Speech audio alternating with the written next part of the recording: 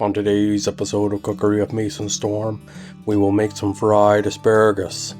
Now this is one of my favorite meals that just happens to be out of season now, so it costs a little bit more money than I would like. Ingredient wise, we need salt and pepper, butter, oil, garlic, onion, asparagus. Get our cutting board ready here, and then we'll start cutting our asparagus.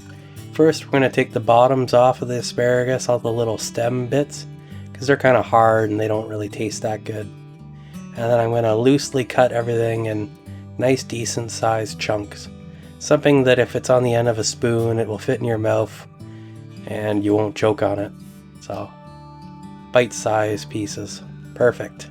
Let's transfer those back to our little bowl there, and then we can move on to the next object of cutting.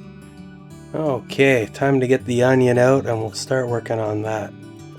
Now I've already peeled the onion, so that's one step we're not going to see here. Then I'm cutting it in half across the root section. The root will actually hold together the onion as we cut it, and this makes everything a lot easier. And I'm using the curvature of the tip of the knife to prevent over cutting, and then I'm going into a nice dice here. And then using the cat grip to prevent the onion from slipping, as well as preventing my fingers from being chopped off from being too loosey-goosey on the onion. Most cutting accidents involve round objects, just as a point of information. So just taking the tip off there, and you can see my diagonal cross cuts here from this angle, maybe a little bit better, and it works really quite good doing it that way because the root really holds everything together. And then with the root still being on there, the cat's claw can really hold on to the onion. So we don't have any slippage and we don't have any injury. Now we can move on to our garlic. Now I'm just going to slice this garlic nice and thin, as thin as I can get on a single pass. And if you want it smaller, you can definitely do a cross cut on it, or even grate it if you wanted to. But I don't mind decent sized chunks of garlic, and especially with the way we're going to cook it, it's not really as big of an issue as you would think. You don't run into any over pungentness of garlic even with this amount.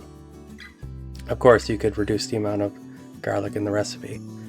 So we've got our pan on the stove. We'll set our temperature to kind of a medium high, and then we can add our oil. You can let this heat up if you want, but the length of time of cooking, it doesn't really matter. Our goal is not to sear the onions with the oil, but more to caramelize them. So our temperature isn't the super aggressive, and we're just going to let these cook for a prolonged period of time. Add a little bit of butter in, and just let the cooking process take over. We're going to do this for probably about 10 minutes, stirring occasionally so we don't have any burn parts on them. But really, depending on how you like your onions, you can do the asparagus at any time. The longer you cook the onions, the softer they're going to get, and the sweeter they're going to be. And that sweetness will give quite a bit of contrast to the asparagus, and that's kind of why I like doing this recipe. Okay, looks like our onions are about ready, so we'll just add in our asparagus now. Give it a little bit of a mix. Now, when you do this, you want to take a look at the clock or set a timer for 4 minutes. And here's a closer view. So we can see our onion, some of it's starting to caramelize. We have some color on it, but not all of it is. So it's not completely caramelized, our onion. And this is kind of the state that you want to do this with. Or at least the state I like doing it with. You can have your onions a little bit more raw if you want, and that's perfectly fine, perfectly delicious. Different flavor though, not as sweet as this. So now we're just going to cook it for that 5 minutes.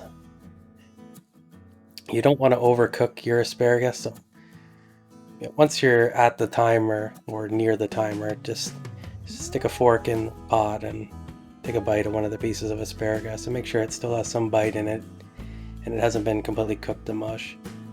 And then when we're in the last little bit, there's our salt and pepper. We just add that in right near the end. Now the amount of salt and pepper you want to add to it, that can vary depending on how you like it. I used a teaspoon of each, and Seemed to be about the right amount for a pot this size. So use a fork to test the doneness of the asparagus, and when it hits the level you want, take it off the heat, plate, and serve. So let me know in the comments below how you make your asparagus. And if you like this video, push the like button and subscribe if you want to see more of this. And until next time, stay awesome.